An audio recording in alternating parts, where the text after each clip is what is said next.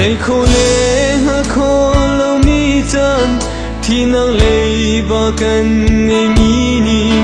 chung khar nuam te kan liao a thì nang ni a kan thân to mai lei sa du tha kan re mi gian mang bang in an lâu đi to min nong kan nun chan hi ro ta nang long ni a zel ku long ko in kan ta liao le kan tram liao ta na kan hem tu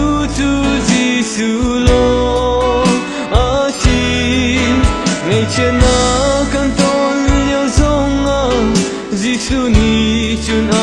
kan ton pi velei hun mi lo Giêsu long dung ra lam hun velei thon hon il le lo tha zong in kham kho lo mi thi na chung khar chuang ti u nau nu pa chen tu chu thi na a si kan thon nhau le kan nau liao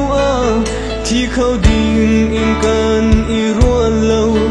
adong na kan pardo chu than mul pan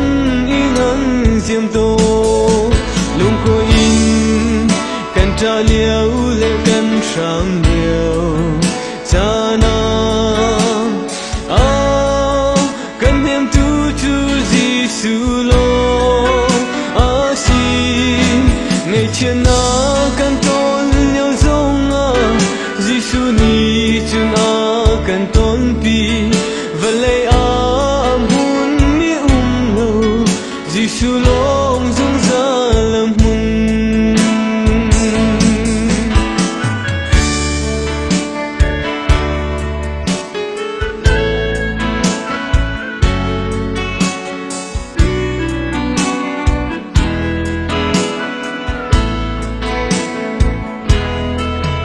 chung khar ngày trên na tông mi